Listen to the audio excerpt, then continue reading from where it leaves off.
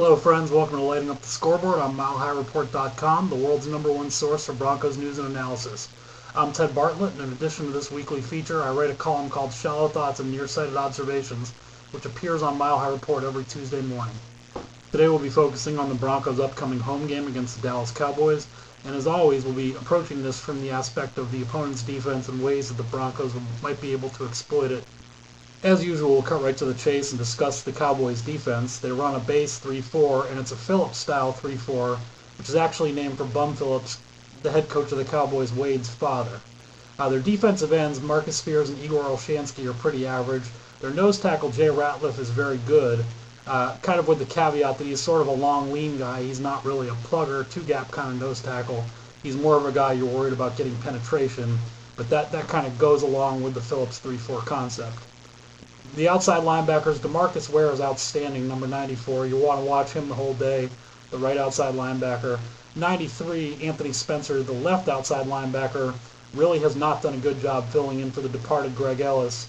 Really hasn't made much of an impact at all for a former first-round pick. And he's a lot of the reason the Cowboys are struggling to generate a lot of pressure this season so far. The inside linebackers, Keith Brooking used to be a very good player for Atlanta. He's kind of on the downside now. He still looks competent, but nowhere near what he was 6 or 7 years ago. Brady James, the other guy on the inside, is kind of just a guy. He's got good size, good ability to take on a block, but really doesn't give you much beyond that. Secondary for the Cowboys is not their strength whatsoever. Terrence Newman, the left cornerback, is pretty good, but not quite as good as his press clippings. Michael Jenkins was a first-rounder last year, number 21. I kind of criticized him a week ago. He had a very good game in the last game and won the starting job, but I still don't think he's anything very special. He's kind of just a guy at this point. The safeties, Gerald Sensabaugh and Ken Hamlin, are also not very good on the back end.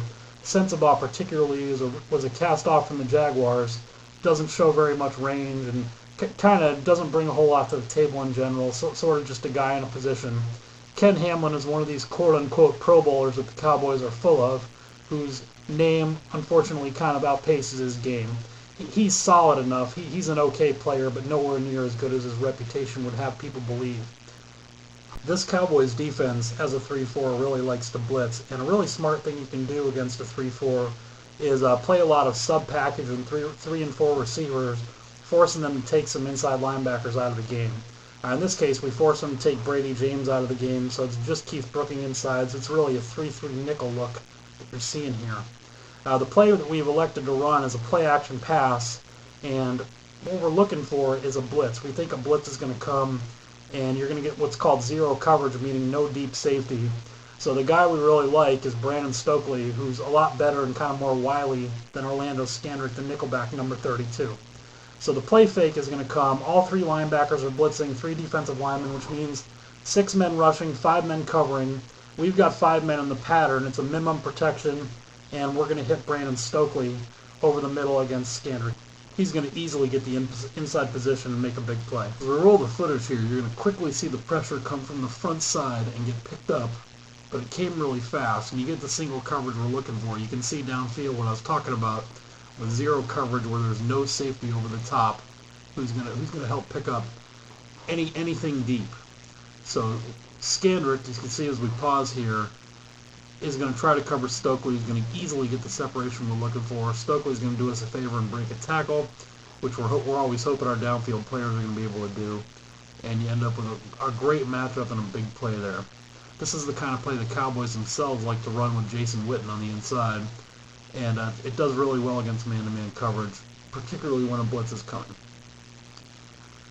Daniel Graham, I'm just showing him here so you can see how much he and Marshall clear out the right side on this play, kind of by design, pulling everything away from where the play is actually going. This is the kind of play when the Broncos think a blitz might be coming and not a lot of coverage. This is a good one to run.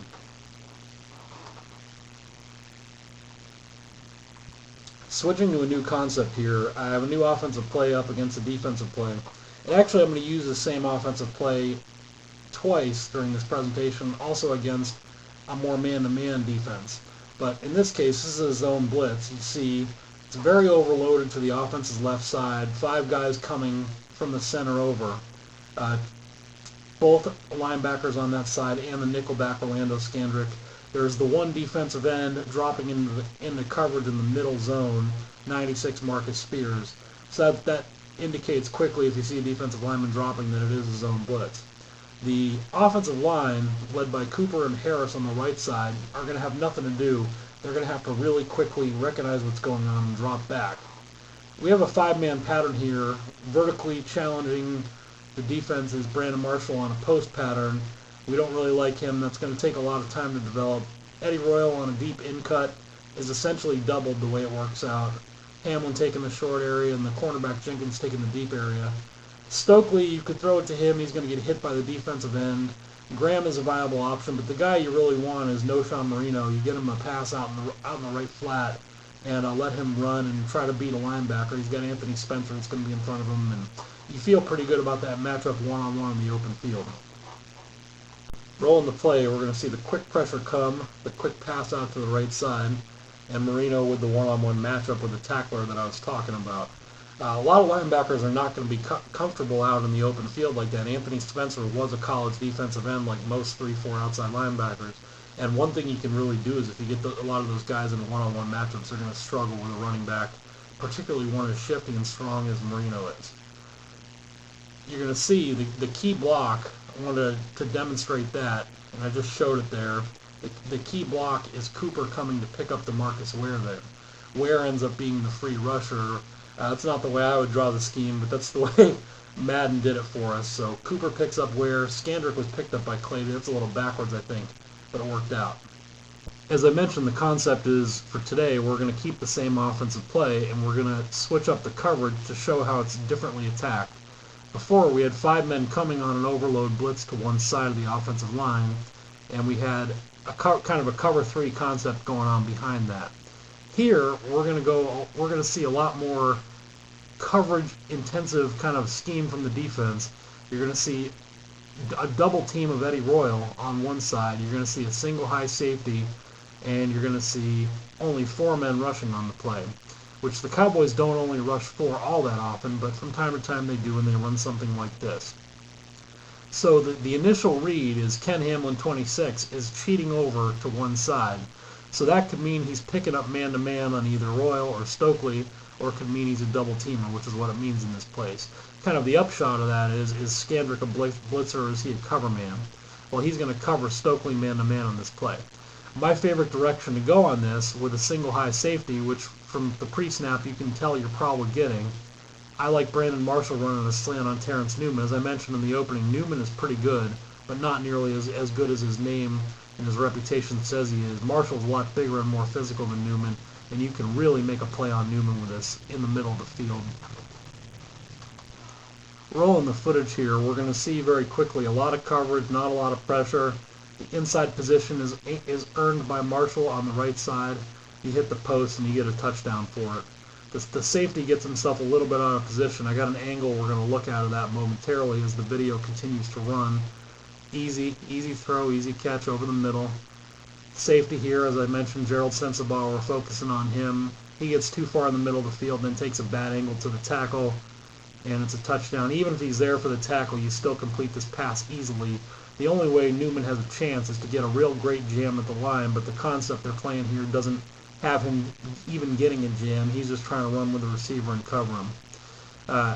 I also showed there's actually no editing here. 5 consecutive plays run. I hit all 5 receivers, even Royal with a double team on the left side. He gets tackled right away, but you can hit it. This is a real good concept against any kind of man-to-man defense, and I really would think the Cowboys don't want to try to play a lot of man-to-man against the Broncos. Sort of in an overarching sense, I didn't show any running plays in this video package today, but in the overarching sense, the important thing to know about the Cowboys is you can really throw the ball on them. But to be successful throwing the ball, you have to run the ball on them and make them commit an extra defender to the box. That's true of most teams, but really, if you can run on the Cowboys, you can do pretty much anything against the Cowboys, and they're going to really have a lot of trouble stopping your team. I have expectations that the Broncos will have a successful game on offense this weekend and will win the game.